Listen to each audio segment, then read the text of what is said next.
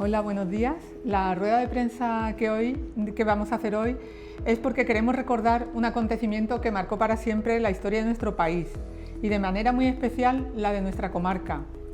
Han pasado 90 años desde el golpe militar de julio de 1936, que desembocó en una guerra civil y en una larga dictadura.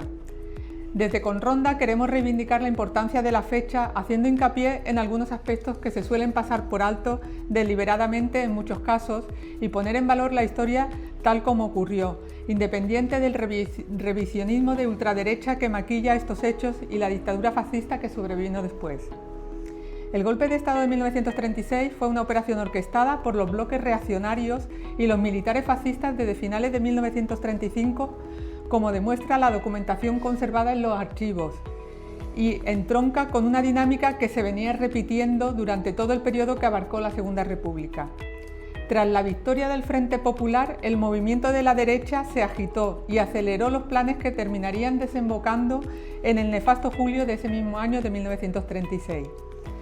Andalucía fue uno de los territorios peor parados, con más de 50.000 muertos por la represión franquista, y la serranía de Ronda fue escenario de algunos de los episodios más dramáticos de aquellos años, muchos de ellos todavía poco conocidos, como por ejemplo la creación de distintos campos de concentración, uno situado en la Plaza de Toros y el otro en el actual campamento de la Legión.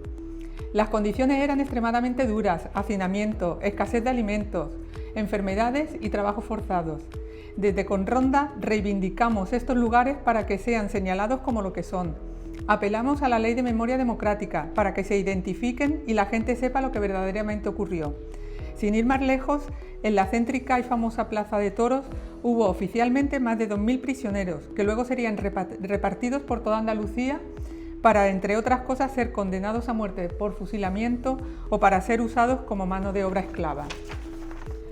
De igual manera, y desde una fecha temprana tras el golpe, a finales de octubre y principios de noviembre, se bombardeó la zona de la Sauceda, en Cortes de la Frontera, por parte de la aviación alemana nazi, que, recordemos, usó la Guerra Civil Española como campo de experimentación para sus horribles fines, junto con las tropas franquistas. Más tarde, y tras asolar toda la zona, las mismas tropas sublevadas llevarían a cabo un pillaje y saqueo del lugar, robando tanto las propiedades de los vecinos como su ganado. Los supervivientes fueron llevados a la finca El Marrufo, donde fueron concentrados, torturados y fusilados. A la Sauceda se la conoce también como la Guernica andaluza, y hoy es uno de los lugares de memoria más importantes de Andalucía. Otros horrores sufridos en nuestra zona fue la huía o la desbandá, la masacre perpetrada en la carretera de Málaga a Almería.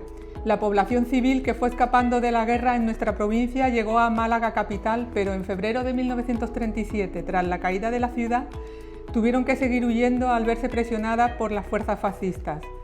Sin ningún tipo de escrúpulo y, de nuevo, contando con el apoyo de la artillería nazi y las fuerzas fascistas italianas, intentaron acabar con las cerca de 300.000 personas que siguieron la línea de costa, bajo el hostigamiento de los barcos franquistas y los aviones italianos y alemanes. Se estima que hasta 5.000 personas murieron a causa de ello, hechos que intentó ocultar la dictadura franquista a lo largo de toda su historia, pero que, gracias a la labor de los investigadores e historiadores que han rescatado los archivos oficiales, se ha podido conocer. La represión alcanzó a numerosos representantes de la cultura, de la política y de la vida social. Entre ellos destacan Blas Infante, considerado padre de la patria andaluza. Fue detenido en Coria del Río y fusilado el 11 de agosto de 1936 cerca de Sevilla. Su defensa del andalucismo, la educación y la democracia le convirtió en una de las primeras víctimas de la represión. Federico García Lorca, asesinado entre el 17 y el 19 de agosto de 1936 en Granada. Aunque no desempeñaba una actividad política relevante, su enorme prestigio intelectual y sus ideas liberales le convirtieron en objetivo de los represores. Su cuerpo continúa todavía desaparecido. Alcalde Francisco Cruz Sánchez, perteneciente al Partido Comunista de España, asumió la alcaldía de Ronda desde mayo hasta septiembre de 1936. Acusado de rebelión militar, fue ejecutado en las tapias del cementerio de San Rafael de Málaga en abril de 1940. Cayetano Bolívar, primer diputado comunista elegido por Málaga, fue detenido y fusilado poco después del inicio de la guerra. En definitiva, en toda la serranía fueron asesinados alcaldes democráticamente elegidos, concejales y concejalas, maestros nacionales, maestras, dirigentes sindicales y jornaleros y jornaleras. Muchos de ellos permanecen aún desaparecidos. La guerra civil no comenzó de un día para otro. Antes hubo años de deterioro de la convivencia democrática. Hubo campañas de desinformación, una creciente polarización política, el uso del miedo como herramienta de movilización, la deshumanización del adversario, la normalización de la violencia en el discurso público. Una parte de la sociedad dejó de considerar al rival político como un adversario legítimo y empezó a verlo como un enemigo al que había que eliminar.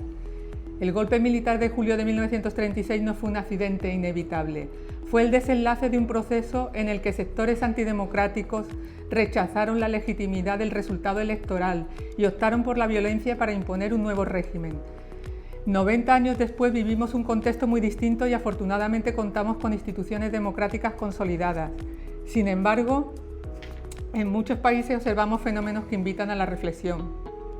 Asistimos al crecimiento de movimientos de extrema derecha que cuestionan principios básicos del Estado de Derecho, al aumento de los discursos de odio contra inmigrantes, minorías y colectivos vulnerables, a campañas masivas de desinformación difundidas a través de las redes sociales, a la deslegitimación de los medios de comunicación y de la ciencia, y a líderes políticos que presentan a sus adversarios como enemigos de la nación.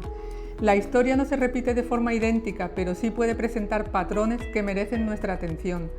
Por eso, la memoria democrática no consiste únicamente en honrar a quienes fueron asesinados o perseguidos.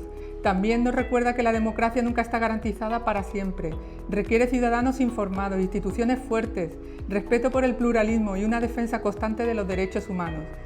Cuando visitamos lugares como la Sauceda, cuando recordamos la desbandada o el campo de concentración de la Plaza de Toros de Ronda, no estamos hablando únicamente del pasado, estamos preguntándonos qué tipo de sociedad queremos construir hoy. Porque las democracias no suelen desaparecer de golpe, se debilitan cuando dejamos de defenderlas, cuando se normaliza el odio, cuando la mentira sustituye al debate y cuando la violencia vuelve a considerarse una herramienta legítima para hacer política. Por todo ello, desde Conronda queremos hacer un llamamiento a la población rondeña y de la serranía para que tome conciencia de lo que verdaderamente supuso el alzamiento fascista y militar del 18 de julio de 1936.